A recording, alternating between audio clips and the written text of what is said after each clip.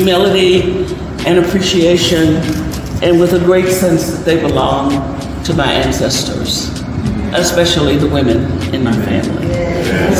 Thank you.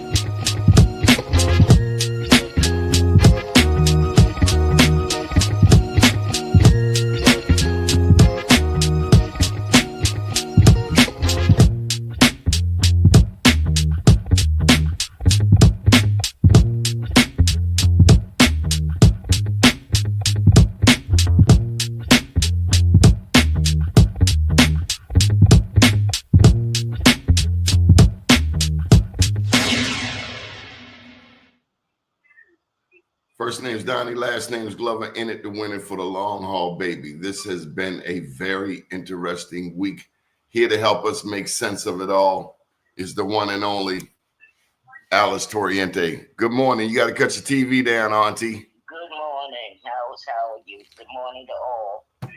I won't complain. How are you? All is well with you? I've seen better days. What do you mean? Better days politically. I'm fine, personally. Just watching the scenario of all this going on with the politics now and holding my breath and waiting to see what else crazy is going to happen. Well, Auntie, I need to thank you publicly for keeping me politically astute. I mean, my God, you've been the best assistant a journalist could ask for. Well, thank you. My pleasure. So what's the latest?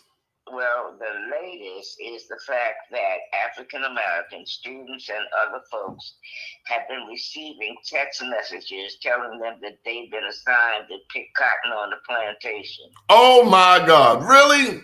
For real. And the FBI is supposed to be investigating. I spoke with someone who told me that their niece got a copy of it. They have not sent it to me yet. But anyway, somebody here in Maryland got a copy that I know of, so I'm waiting to get a copy of that. You see? And then I spoke with someone else who I believe lives in Anne Arundel County, who said the people are riding through the neighborhood with guns and with Trump guns and flags and acting nasty in the stores. Haven't had a chance to talk to her yet, but I will be speaking with her later today. So this is perhaps just the beginning of some of the craziness that these folks are expressing because their candidate won. Well, they were going to express it either way. More than likely, but now that perhaps they will not, they won't be going over attacking the Capitol at this point in time. So I'm looking and waiting to see what appointments he's going to make. I understand they're looking at what's the guy, the Cuban guy from Florida, the young guy, Rubio. Beg your pardon? Rubio. They're looking at him perhaps for something, an international position. Secretary of State, I believe it is. You know, an elder told me last night that God is still in charge. Right. He said that we have to pray for Donald Trump. And I said, pray for Donald Trump. And he said, yeah, we got to pray for him. I said, why? He said, because if you look at his history, at his biography, his father told him he was a loser and gave him $43 million that he squandered. And he has been trying to prove ever since that he's not a loser. I mean, he gave me some deep psychological angle, but he also said that sometimes God has to allow the worst to happen for us to recognize who is in charge. Well, that is very true. Lots of people have been saying that to me as well this morning. I'm just exasperated. I'm sure that what they're saying is true. God is definitely in charge. But I've just been exasperated by what I saw, what I've seen thus far. But the one bright spot is that Alzabrook did win. That is a bright spot. Right, that is a bright spot. And that our former governor did make a very informed and decent response to her winning. And so that is a bit of a bright spot as well. He sounded like Biden being conciliatory to the person who won. So those things are blessings. So in some regard, Wes Moore is a beneficiary of Kamala's loss, in that he can run for president in 2 years, although nobody's really saying that. But isn't that the truth? Yeah, I said that some while ago, but I expected Kamala was going to win. It would be 8 years. So we shall see what the story is and how cards are played here. Well, he's a rising star in the Democratic Party, no question about that. And so there is a chance that if Trump lasts that long, because I'm trying to think of that amendment. If Trump goes real crazy, they can. What is that? The 25th Amendment. If Trump goes real crazy, and they could take him out, and then J.D. Vance could take Trump's place. So who knows? All things are possible. But, hell, J.D. Vance scared me more than Trump. Yeah, I tell you, he does. They have a thing against J.D. Vance because his wife is not a Christian. She's a Hindu. And they've been talking about that. The fact some of the folks that are close to the Trump area have been talking about the fact that the wife is a Hindu. So who knows? I mean, it's all up in the air, but West does stand, and he is a rising star in the Democratic Party. So I gotta ask a question. When O'Malley was mayor, he wanted to be governor. Yes. When he was governor, he wanted to be president. Yes. Does Wes Moore have to be careful not to fall into the O'Malley syndrome, whereby, unlike a William Donald Schaefer, who you could tell was rooted here in Baltimore, here in Maryland, must he be careful not to fall into that looking down the road too soon syndrome? Oh, absolutely. And Wes is a very savvy person. And so I think he knows exactly, and has some good advisors. So I'm sure he knows what the story is and what he needs to do. So one of the things the elder said is that God is still in charge, and sometimes he allows things like this to happen.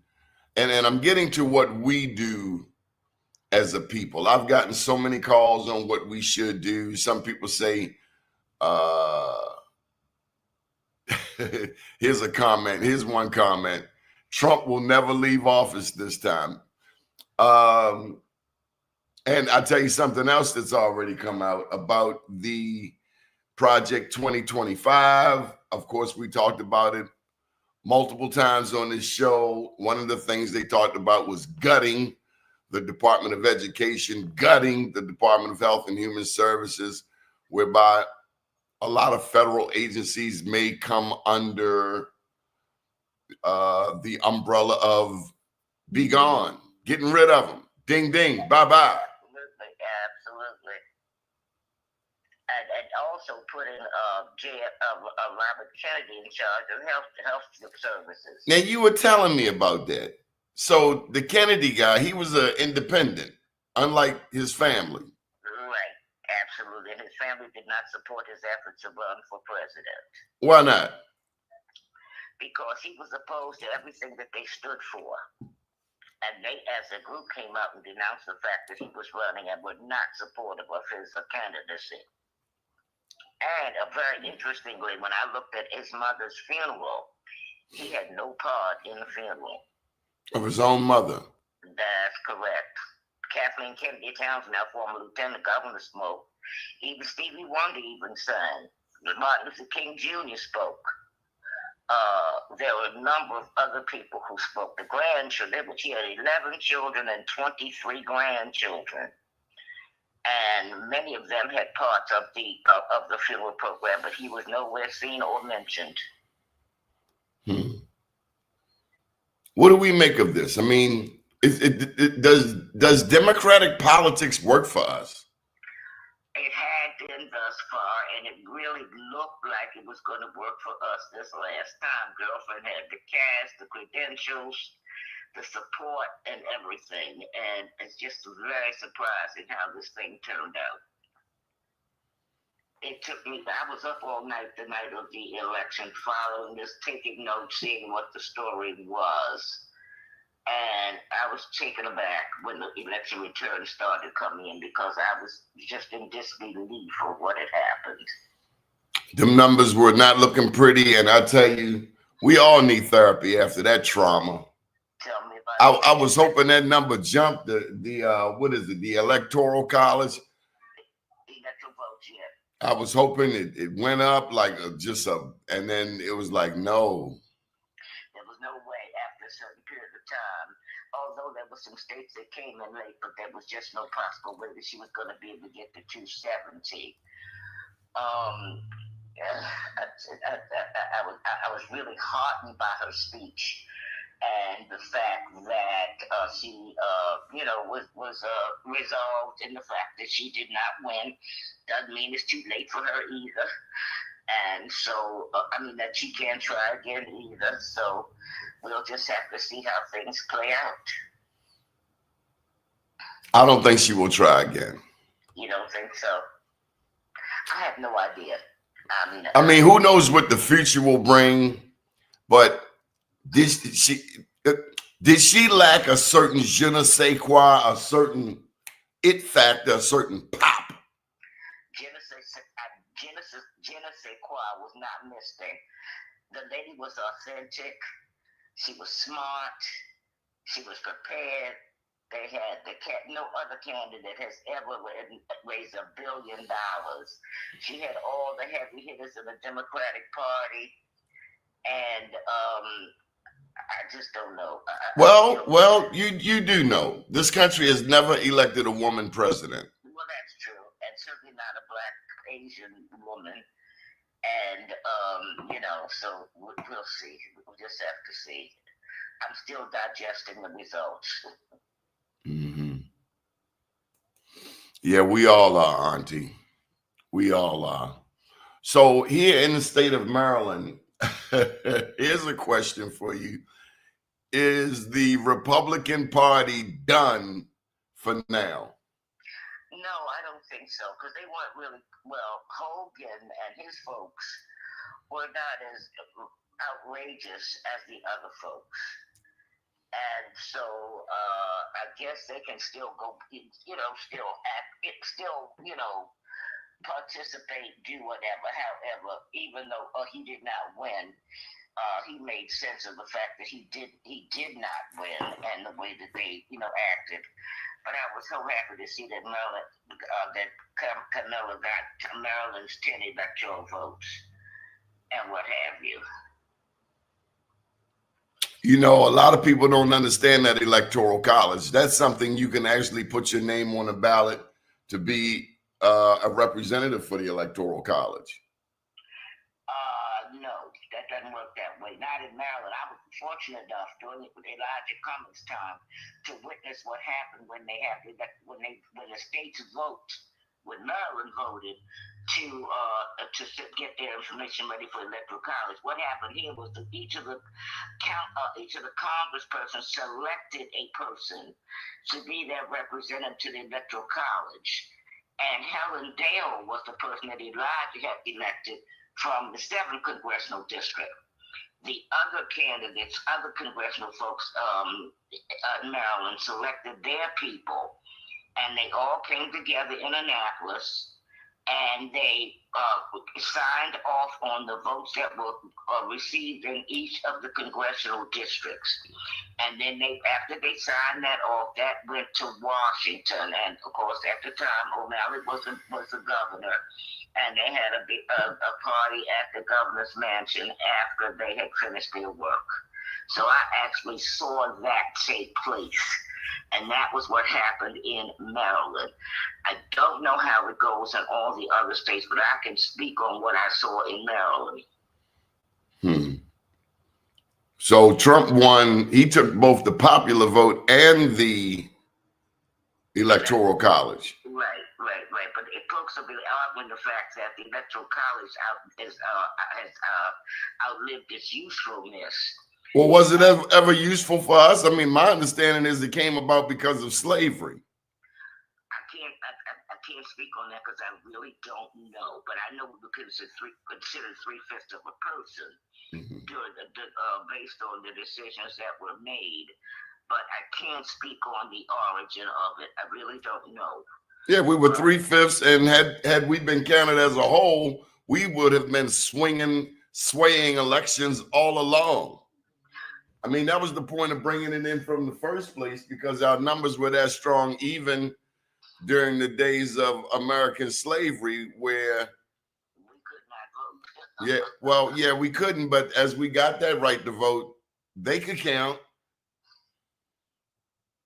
Well, the thing that I'm looking at this point in time, each state is allocated a certain number of electoral votes in the electoral college.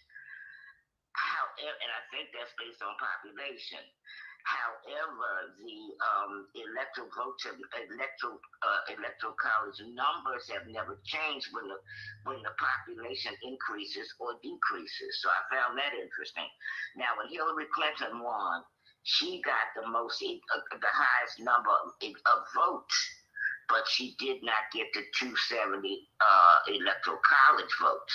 No, she wasn't. She wasn't even close. Also, because people have gotten the popular vote but didn't get enough votes in electoral college, so the person who got the most electoral college votes was the winner. Yeah, she wasn't even close. A lot of discussion regarding whether or not the electoral college still serves a useful purpose. It's a game, because then the question becomes: are we really a democracy? I mean, we're a republic. A democracy would be majority vote rules. Right, it should be, but it's not at this point in time. Although Trump proved it this time because he got the most votes. He also got the majority of votes, and he got over 270. And so that was what the story was. Have you ever seen anything like this before? You've seen a few elections in the past. I'm an old lady. I've seen a lot, but I've never seen anything like this. How does it make you feel? Not good. I'm hurt. You've traveled all over the world. Does it make you want to move like to Ghana? No, my roots are here. My family's here. And I love Ghana, and I love Brazil, and all the other places that I've traveled to, but America is home, and we have to stay and fight for what's ours. So one young man called me up and said, "Donnie, are you a patriot?" Oh, my. Yeah, I was on the same tip. Like, why would you ask me that? He said, if you're a patriot, then stand on the mountain and tell the world, I am a patriot. And I said, why? And he was essentially pointing out what Elon Musk did. Did you see his spaceship demonstration? Yes, I did. What'd you think of that? Not much. Except we're talking about how the billionaires got richer. Jeff Bezos and somebody else became richer as a result of Trump being elected. There was a third person whom I wasn't familiar with. But they were saying how they got richer because Trump got elected. But my concern is that all of those cases that were proposed against Trump, filed against Trump, have gone away. Yeah. Because of his being elected, and that was what I think a whole lot of this stuff was about. Privilege, white privilege. Well, I don't Not being held accountable. That's a narcissist. You want the privileges of a king, but you have the accountability of a 2-year-old. Well, that's what he goes cases. Now, I believe he's going to have to pay the money to the lady who they found, where they found the 34 charges against, but he supposedly raped. A rapist. Yeah, I think he's going to have to pay that money. And of course, Brother Giuliani's got to give up all his stuff. And they have given him a time, I think in the next week or so, he's got to give up the things to those ladies that he lied on who were the election officials down in Georgia. And another bright spot is that Fannie Willis got reelected in Georgia. Go Fannie. They tried to rake Fannie over the coals. They absolutely did. But anyway, she was reelected to her position as a district attorney. But that case is probably going to disappear as well. Yeah. Richard Pryor said, when you go to the justice system, it's just us. I've heard that before. Absolutely. How do you stay optimistic in a time like these? There are a lot of people out here seeking therapy. Who knows? Some people may have fallen into the drink. Some people may have chosen other options, or then there are people who've just gone bike riding and weightlifting and gone back to the gym. And then there are others who are talking about, strengthening their organization, strengthening their business groups. A lot of people are talking about the stock market. Well, the stock market went up after he got elected, and they what was the other thing? The real estate. What is it? Not the other thing. The points went down on the mortgages also. I can't recall what that was actually called, but if you had a mortgage, that went down as well because he got elected. It was word that he may keep the person who's in charge of the finances in place until his term runs out. So all of that we have yet to see. What does it mean for Black women? I've seen this comment made in social media posts that Black women are no longer. Don't add the Black lady. It wrote, "Don't ask us to show up for anything else. Don't ask us to show up for any specific community. You didn't show up for us." And they started naming names. Well, I've not seen that. I don't think that's true because we have been so strong all along, and we've got to continue to show our strength. I don't concur with that, but that's my personal feeling. Other people have theirs. The post suggested that Black women have shown up for every other group, and this time they did not show up for Black women. So the post was saying, "Don't ask me for nothing." Let me say this to you, what I found very interesting. In the states where they had abortion rights on the ballot, those people voted for the abolition of those abortion rights. However, they supposedly voted for Trump. Now that was real interesting. Voting against one's own interests. Well, that's true. But that was a split vote. So that was kind of interesting. And when you look at the Hispanic men. Oh my God. Was this a machismo thing? Yes, very much machismo. Because listen, they got to remember. Well, I'm not going to say that. I'm not going to say what I started. Be nice. No, I am. I'm not going to say what I started to say. But they had a mother who raised them. I'm not going to go into what I started to say. They had a mother who got them where they are. And I don't know why it's so unbelievable to them that an African-American mixed woman could be in charge of the government. So here's a comment that was made on one of the shows that we've had since the election. I think Andy Pierre said it. He mentioned how now we are English-speaking Black people. When you look at American baseball, so many of the Black players today are Latino. But he was pointing to the Latino community, and I only give that as a backdrop to us understanding that the Latino population has a number of opinions, has a number of, they're not monolithic.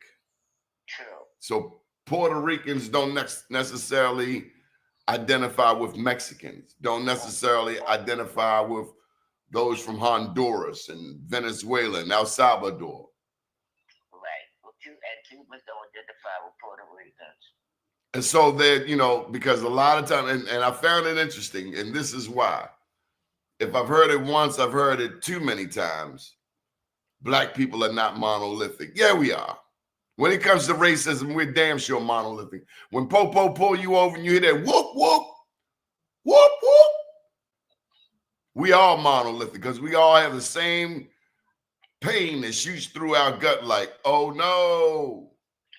True. Don't want to go to Central Booking tonight. Or be shot to death. Or be shot to death.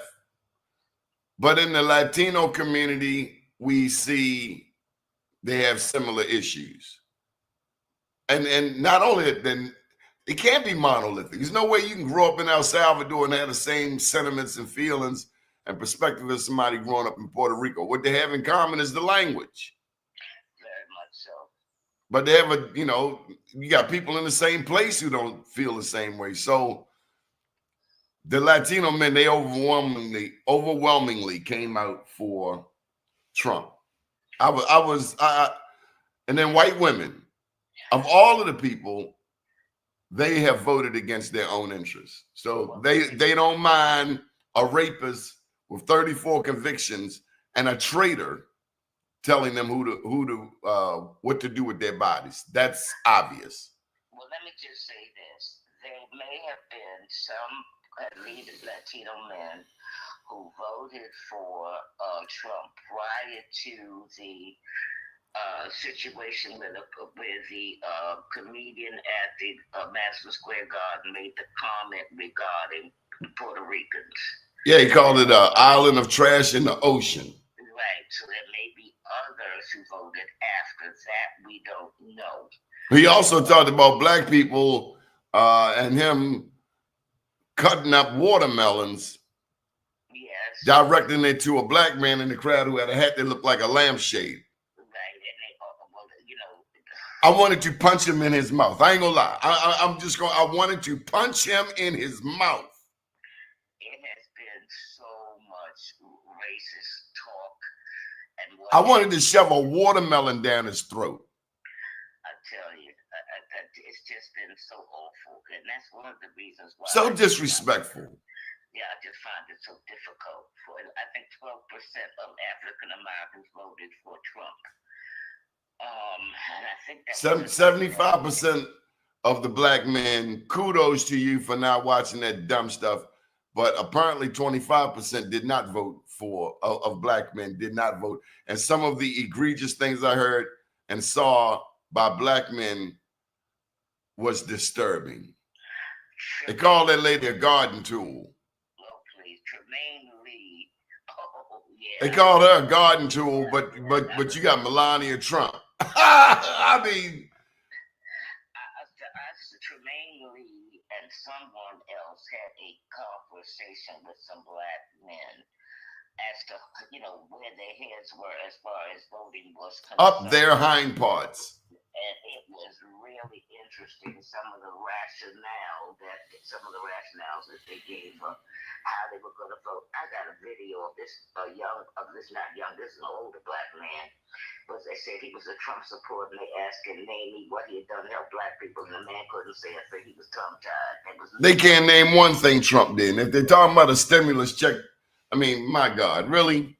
He put his name on it. The check didn't come from him. He put his name on the stimulus check, and they thought it came from him.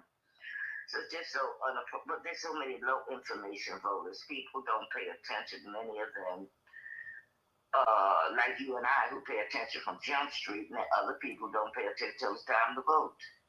And so they don't have the information. They don't care to have the information, and I don't know how they make their decisions. But that is what the story is. We got to keep the faith. We can't lose faith. What else have you been following? What else has been on the news? Any other disturbing? You said they sending out notices for people to show up on the plantation.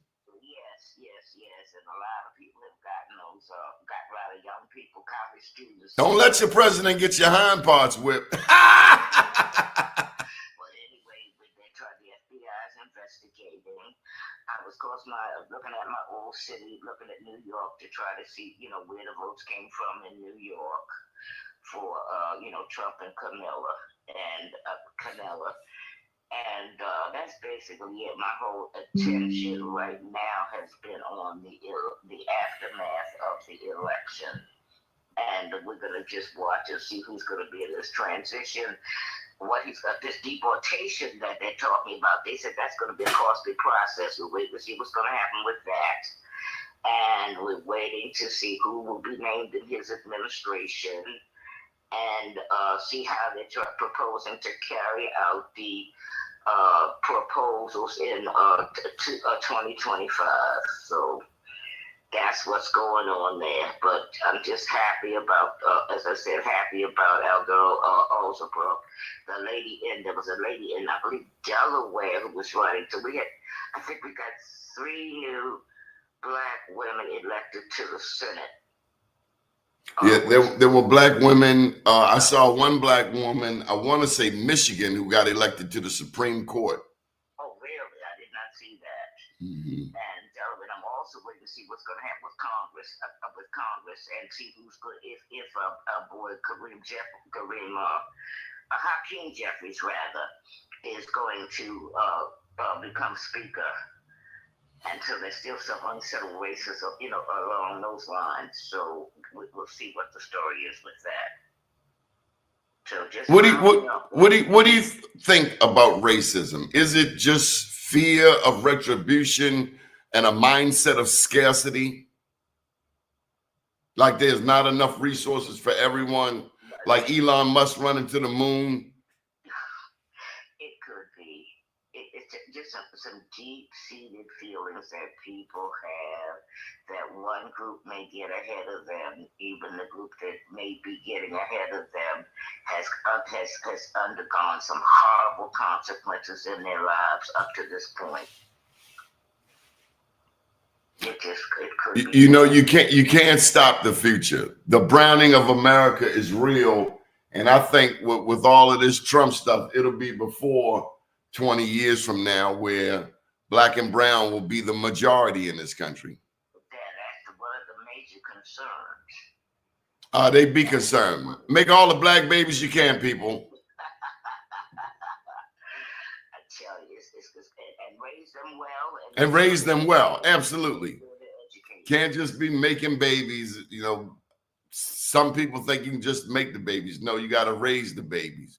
And if you can't raise the baby, don't make the baby. You have to educate them, and so that some of the mistakes that may have been made in the past are not made in the future. Yeah, like this prison industrial. I've never really asked you about that. What do you think about that? America has 5% of the world population, but we have 25% of the incarcerated persons. America is the most incarcerating nation on earth. It's addicted to incarceration. I had just seen something about the prison in Louisiana, which is supposed to be among the worst. Angola prison. I'm trying to remember what there was a documentary about Angola. And also, what's the writer's name that I love so much? He has written this book called Framed. There's a new book called Framed. Oh, what's his name? He writes, the Southern writer. Oh my gosh, I'm having to see him over now. But he has written this, but he writes fiction. But he now has written, this is a true story that he has written regarding the number of people who have been framed. And he talks about, these are actual stories about how the police have framed these folks and, all the stuff that's going, just terrible. Jim McCloskey. No, it's not McCloskey. John Grisham. John Grisham has written a new book called Framed. And it's supposed to be a book of true stories. And so I'm going to get my hands on that. And if you've got a couple other books I'm trying to get through. But anyway, I want to get the John Grisham book because I want to get Cass. That book called Cass, that's supposed to be quite good as well. But I don't have John Grisham's book, but that's relatively new. I want to get my hands on that and take a look at that and see what's going on as well. Mm-hmm. But true stories. And this is, I think, the second nonfiction book that he has written. Mm-hmm. Wow. Auntie, I don't know how you keep up with all of this. What else you been up to? Not too much. Not to just watching my health and being thankful and blessed that I'm here. One comment from a viewer says, white females, I'm pretty sure this is Michael Randolph. He says that civil rights will take a downfall. He also said that white females will be paid to have babies to keep the white in the majority. Mike, the Latinos have blasted past black people, and they will soon be blasting past the majority white population. Nobody is reproducing at that rate based on the stats. So they can pay them all they want. And then, you know, it just sounds so animalistic. You're going to pay somebody to have a baby. Although other countries have been recruiting black men. Japan, Poland, paying black men to move there, to make babies. Yes. Oh, please, listen. Why do you think there's a big fight about the abortion? Now, think about why all this is about the abortion thing. Yeah, they want white women to have more babies. Why? That's my thought. That's basic math. It's fear. It's life of fear. All these, like, listen, a lot of these white women love black men. I don't know what they talking about. There's more mixed babies than ever before. I don't know. There are a lot of more mixture of folks getting married and what have you. But they grew up in a different time. These young folks, so they didn't experience segregation and all the other crazy stuff that went along. So I guess they're taking people at how they meet them, how they see them, whatever. I pray Donald Trump has a bunch of mixed grandbabies. I just found out that Tiffany, Trump's father-in-law, is, what is he? He's Middle Eastern. I'm trying to remember what it is, what he is. But his father and her father-in-law is Lebanese. The guy that she's married, father's Lebanese. I don't know whether he's mixed or not, but I just heard that the other day. You know, the good books say that vengeance is mine, saith the Lord. Black people got to get our stuff together. Number one, we control $1.6 trillion in annual disposable income. We are able to put any company in business or out of business. As Christmas comes around, we better get wiser. I saw one memo said that all cookout invitations are canceled because we need to have a family meeting. Offline, but we need to have a family meeting. And some people need to be cast out of the family. Well, we'll see what's going on. We need to start right here at home because we need to get our NAACP together here in Baltimore. Yeah. Tell me about it. Tell me about it. That's one of the things we need to do right here at home. Arnie, we're going to get off the line. We want to thank you for joining us, for keeping us informed and updated. You are the best, and thank you for helping to make sure I'm a better journalist than I was yesterday. My pleasure. Take care. God bless. Bye-bye. Bye-bye. We want you to like this page. Share this page. YouTube. Got 7,000 videos over there. Share them. They all go on to bemorenews.com. They also go to blackusa.news. 3 books that I don't do a good enough job promoting. Unapologetically Black, that came out in 2015. I Am Black Wall Street, that came out in 2021. And the most recent one, Journalpreneur, pioneering the digital age of Black journalism. Support Black media. Do check out our colleagues. I have an article in the Baltimore Times this week. Without Black media, our voice does not get heard.